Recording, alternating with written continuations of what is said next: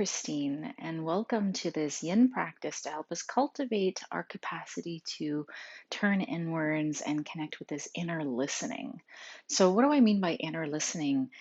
It's that that gut feeling, right? The intuition, really, which is a good word. Intuition. It's that gut feeling. It's knowing that there is a wisdom inside of ourselves that extends so far beyond anything that our minds can really connect with. And coming onto our yoga mats, especially in a yin yoga practice, really gives us an opportunity to tune inwards, quiet the chatter of the mind, and actually feel into the wisdom of the body, right? Which can be so very insightful. So, for today's practice, we are going to need a few props. I'm going to invite you to have either a pillow or a folded blanket nearby. Um, you may also appreciate having a bolster. And if you don't have a bolster at home, know that if you were to stack a few bath towels, right, and like lay them out flat, stack them on top of one another, and roll them up tight, they tend to make a pretty good homemade bolster. So that's always an option. Couple of blocks, so yoga blocks if you've got those, and then a strap. So again, for a strap, anything, the way we're going to use it today is you're going to tie your thighs together. So anything that you can use to just tie your thighs together, right? So whether that be the belt off of your bathrobe or a scarf, anything like that will be just fine.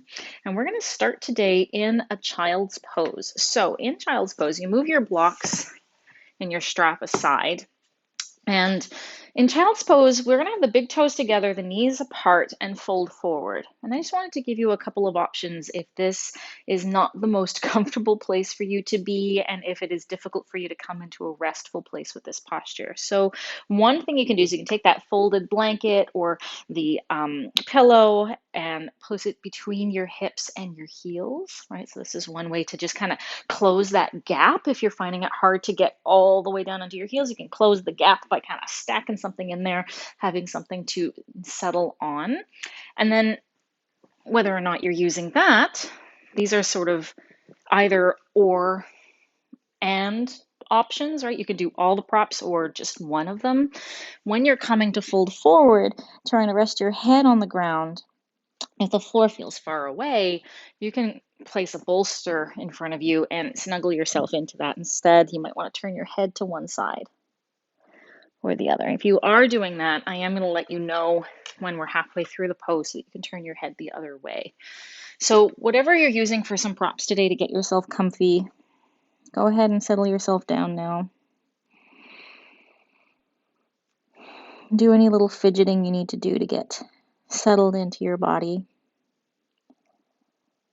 Close your eyes. And if you happen to have your head directly on the ground, you'll be essentially placing that third eye point to the ground, which helps us connect to that intuitive side of ourselves. The third eye being a symbol of seeing with the eye that is not the anatomical eye, like a more symbolic seeing, a reading between the lines, a deeper knowing. And whether you've got your head turned to one side or not, there's still this forward folding in this posture that helps us to really connect to turn inwards,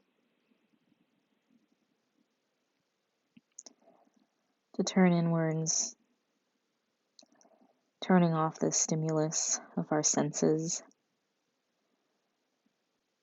eyes closed, turning off the stimulus of sight.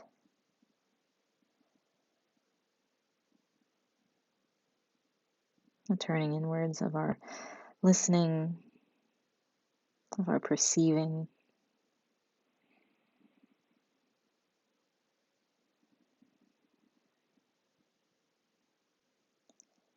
And allow the physical posture to sort of carry you through that experience of turning inwards. Noticing the sensations of your body here.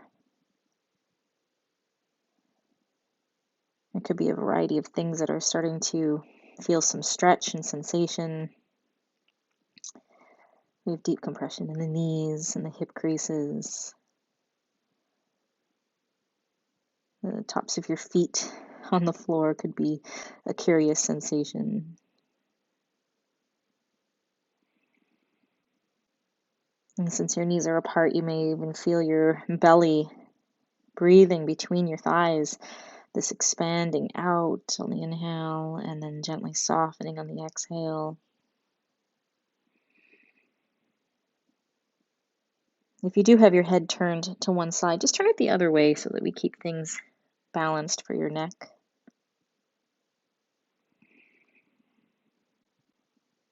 And in these last couple of minutes in our posture, I'm going to invite you to send your breath into the back of the body.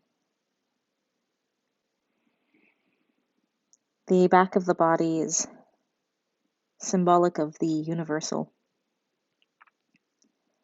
The front of the body is symbolic of the individual.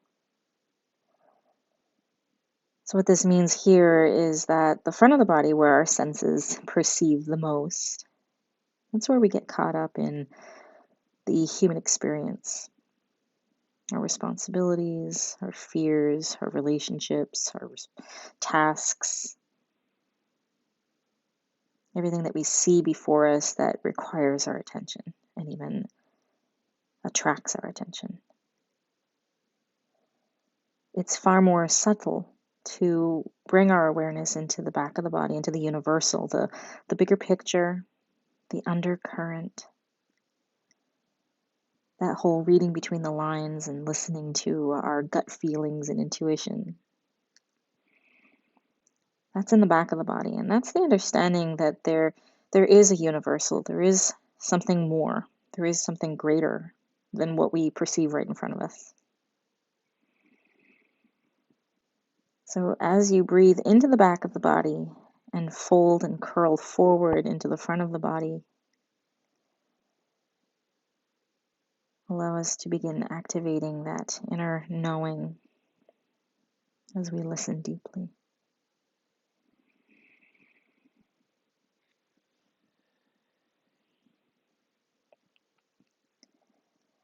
Take about 3 more deep breaths into the back of the body, like you could puff up your back on the inhale, and then just relax a little bit more on the exhale.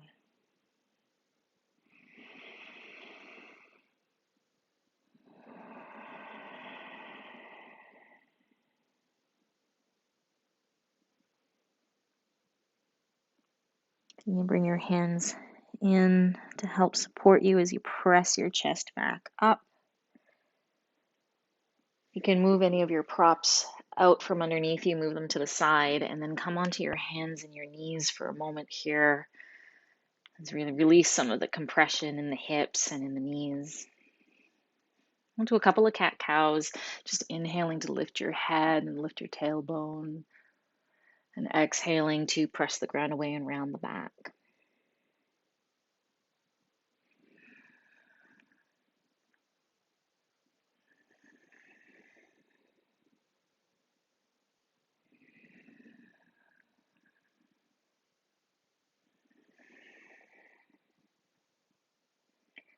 Good. And just to encourage some of that circulation to return into the back of the knees, just stretch one leg back, toes tucked, and rock back and forth here on the toes. And then do that with the other leg too. Good.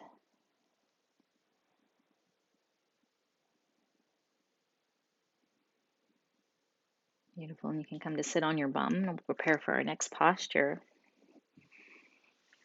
And we'll be coming into a diamond-like shape with our legs. So soles of the feet together and the knees open wide. In this pose, a few things, again, are possible. One thing I'd like you to be mindful of as we just sit here upright is the position of your lower back. Just noticing as you sit here if your tendency in your body, the natural tendency is to round back. And even if you're aware of where your sit bones are, noticing that you're rolling to the back of your sit bones. Or if conversely, you are able to bring your lower back in and to come more forward onto your sit bones. If this is not as possible and naturally you're rounding back, that's a good sign that we need to just pick up your hips a little bit. So you can place a folded blanket or a small pillow underneath your hips to help encourage you to come more into that lower back curling in and sitting forward on your sit bones. Another possibility here is that the inner thighs are already feeling very strained by having the knees hanging out to the sides. Your knees might even be up really high. And if that's the case, then you can use a couple of props underneath your knees, whether you're using pillows or blankets or blocks, just to take some of the strain out of that sensation so that we're not overdoing it. Now, in this pose, you could either bring your heels in really, really tight to your body if that's what feels like it serves you best today, or you could move them a little bit further forward. It's really, truly up to you. So take that moment to set yourself up while we are sitting upright. Take the props that you need, and then as you sit really, really tall, even feeling the sides of your body getting a little bit longer with a big breath in, then bow the head in, bow the chin into the chest, and start to round yourself forward.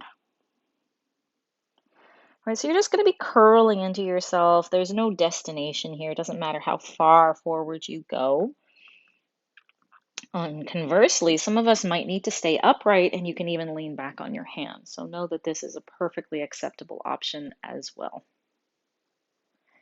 If you are curling forward, the only thing, the only real rule in this moment is please do not pull on your feet to bring yourself deeper into this. Instead, I'm going to invite you to bring the backs of your hands to the ground. Your palms are open, your head is bowing in, your eyes are closed, and really turning this into a passive physical experience.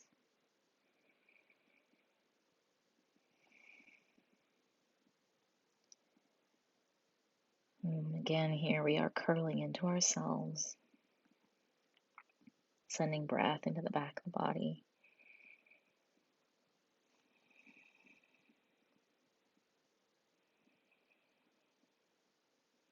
And breathing the sensations. The body is a map of all of the physical experiences that we've had to date in our lives, whether that be experiences of injuries, of strengths, of weaknesses,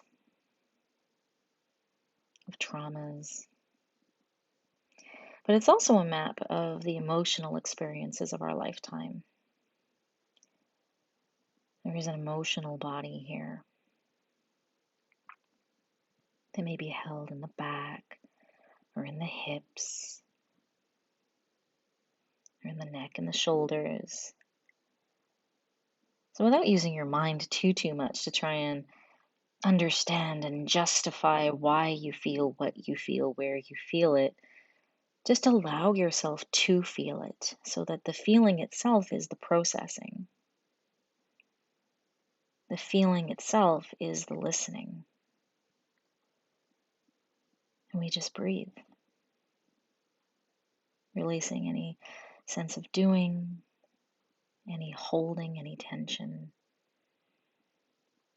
allowing time and gravity to melt those tensions, to dissolve those resistances, to process those feelings,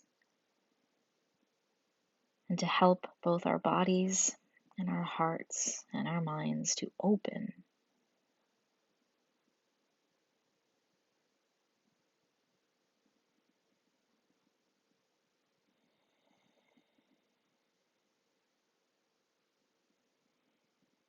We're here for about 1 more minute, so see if you can settle in a little bit more, just letting yourself be here fully.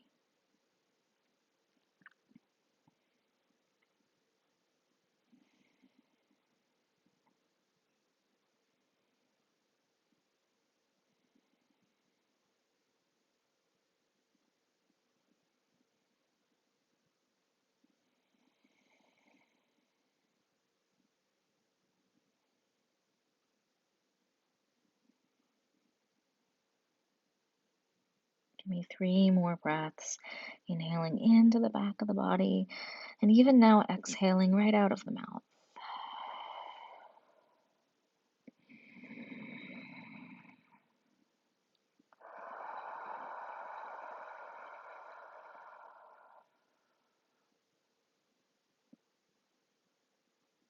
Good. To come out of our pose, we'll move slow, just starting to unravel and curl the body back up from wherever it has landed.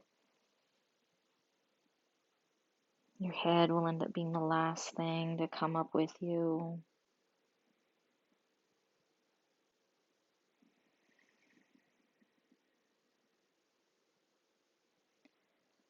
You can use your hands to now bring your knees back up to center. Move any of your props out of the way for now. Open your feet as wide as your sticky mat. Lean back on your hands and just a gentle rocking of the knees from side to side to let any of those sensations now dissipate.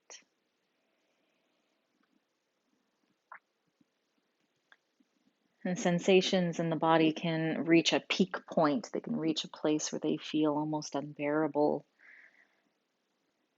And our practice, the experience that we have here on the mat, is how they can dissolve, that they are, in the end, a momentary, temporary experience that can shift and evolve and change. And this is the same for our emotions. This is the same for our struggles. They are just moments, and they will evolve.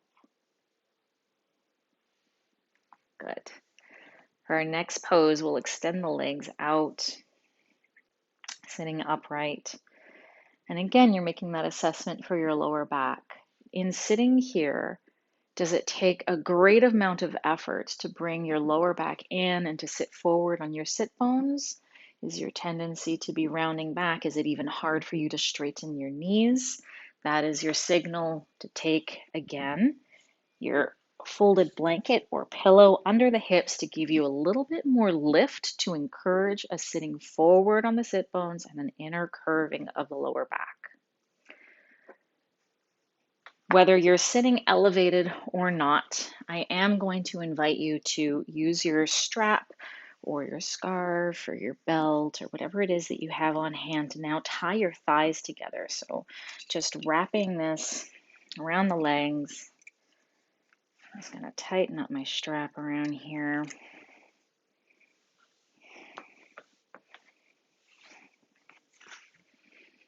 So that as you relax the legs, they don't like toes roll out. We want to try and keep the legs parallel, and tying them together will help us do that in a passive way.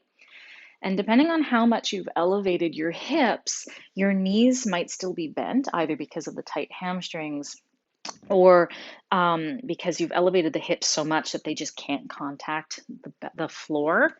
So then I'll invite you to just put a little something underneath your knees. All right, so there's our setup. Wherever you find yourself in this, you can even pull the flesh out from underneath you so you get a bit more contact of sit bones to either your prop or the ground. And then again, we can hinge forward at the hips and start to fold forward into the body. Passive. Turn the palms open, relax the shoulders. Don't worry about reaching for your toes. Instead, just allow the upper body to fall towards the lower body. And remember that here too, it's very acceptable for you to be leaning back instead if this is giving you an edge, a place of sensation. There's no destination in any of these postures. There's only opening ourselves to the opportunity of turning inwards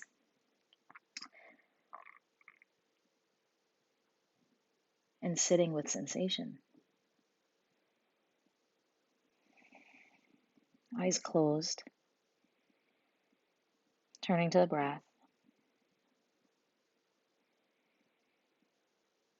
relaxing the shoulders, the jaw, the eyes, breathing your feelings.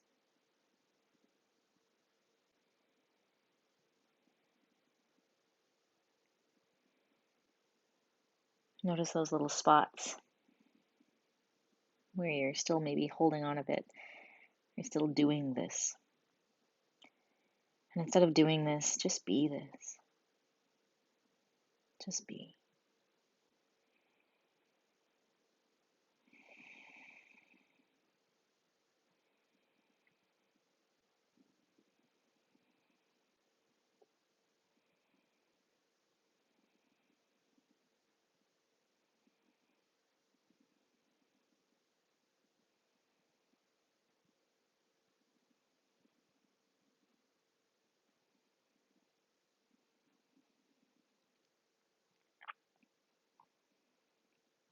Inner listening is a practice.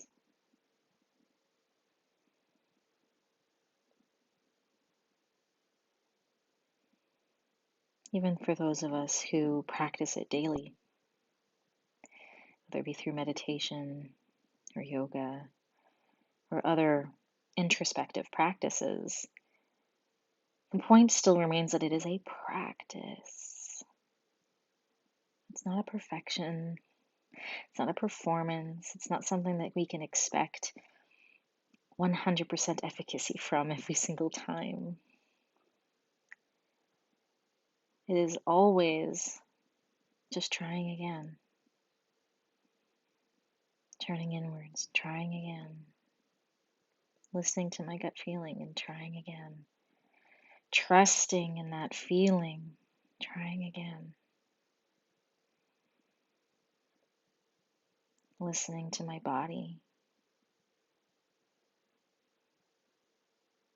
listening to my fears, listening to the resistance,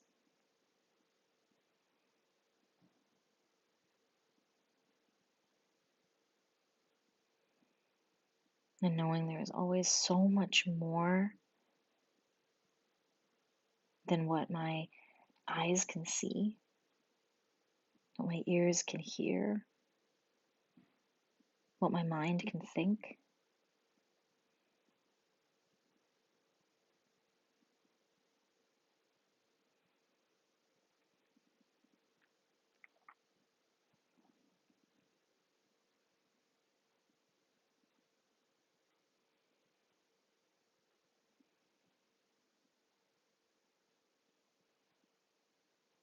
Send your breath into the back of the body. And as you exhale, maybe feel that you can settle in a little deeper. 3 more breaths like that.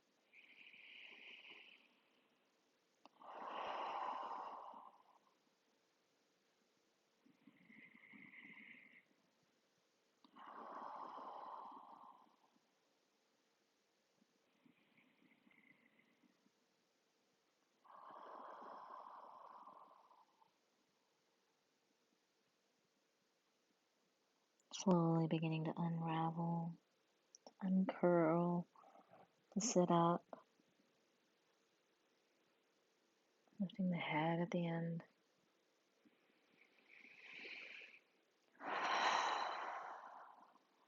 Good. You can remove your props and release the strap from your legs.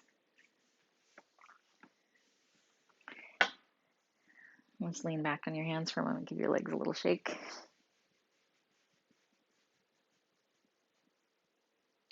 Good. We've got one more posture for today. In this one, we will use our 2 blocks.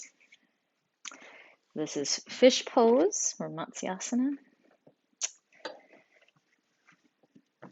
Now, you may prefer to use a bolster and a block. That's up to you. I'm going to show it today with the blocks. So, placing the blocks at the top of the mat, your head is going to rest on one, your shoulder blades is going to rest on the other one. This is the one that you could swap out for a bolster if you find that to be more comfortable. And we do have different heights with a block. So if you are using yoga blocks, they have a lot more flexibility in terms of how we can adapt this to what makes the most sense for us. I like to start at the mid-range and then adjust from there. However, just so you know this ahead of time, it's possible that you're going to be more comfortable lowering this one down, right? It might be a little too intense to have that much lift at the back of the heart. You may want to go a little bit lower. Also, This is to catch your head so that it's not falling too far back uncomfortably. Start with the mid height. You might find that you need to lift it up at the higher level so there's more support for the back of the head, for the neck. Okay, so a little awkward moment to get into this one. You're going to need to hold that first block and try to get it under the tips of your shoulder blades, right? So when I'm like this, in this weird position, my shoulder blades have slid up my back. As I start to come down, those shoulder blades are starting to slide down my back, and they should feel like now the tips of the shoulder blades, the lower tips, because they're like a triangular bone, is being supported by that block. And now I'm getting a lift at the back of the heart. Then I'll make sure that my head is being properly supported with that second block. Right? You can open your arms out to the sides, palms are open. Now, there is an arching happening here in the lower back, which may feel like it's a little too much for you. So feel free to bend your knees, feet on the floor, and you can even open your feet as wide as your mat and let your knees knock in towards one another for a constructive rest shape in the lower body as we open up through the upper body. And so again, take the moment you need to adjust as necessary. If you have any shoulder things here, like in the front of the shoulder, this might be really uncomfortable. You can always interlace your fingers and catch them on your tummy just to take some strain out of the front of the shoulders. Wherever you are, close your eyes and allow the heart to open.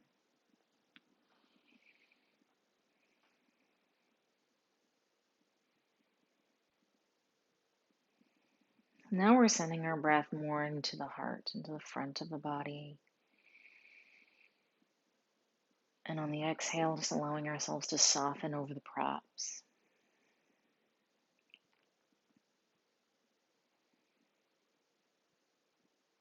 I like this pose and how it symbolizes to me that I am leaning into the support of the universal. There is a firm foundation beneath me, supporting me as I open my heart and I open my mind. And I allow my senses to be open, to see more, to hear more, to know more, so that I can be confidently guided through my life's choices, my day-to-day decisions, the path that I choose to walk with this connection to my inner knowing, cultivated through the practice of inner listening.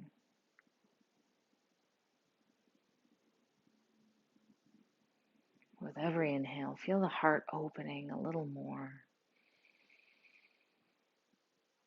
Every exhale, just surrendering to the experience.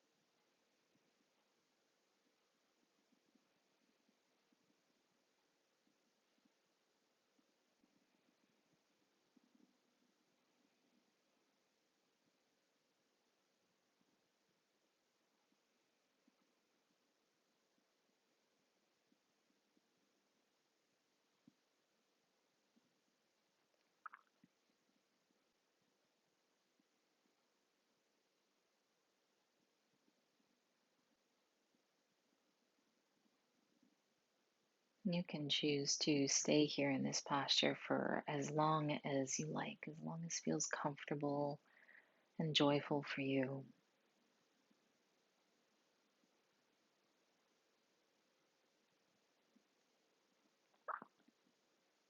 When you are ready to exit, please do so safely by first picking up your chin and tucking it into your chest, and then slowly lifting yourself up, removing your blocks to the side.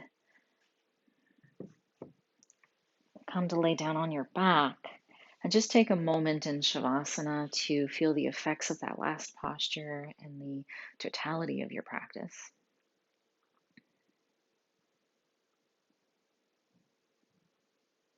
Knowing that every time that you come to your mat and every time that you practice this inner listening, you get a little bit closer to feeling connected to your intuition, to being confident and trusting those gut feelings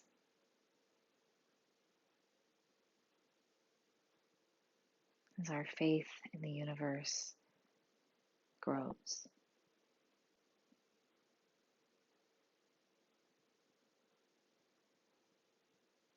And stay in Shavasana for as long as you like. And until next time, namaste.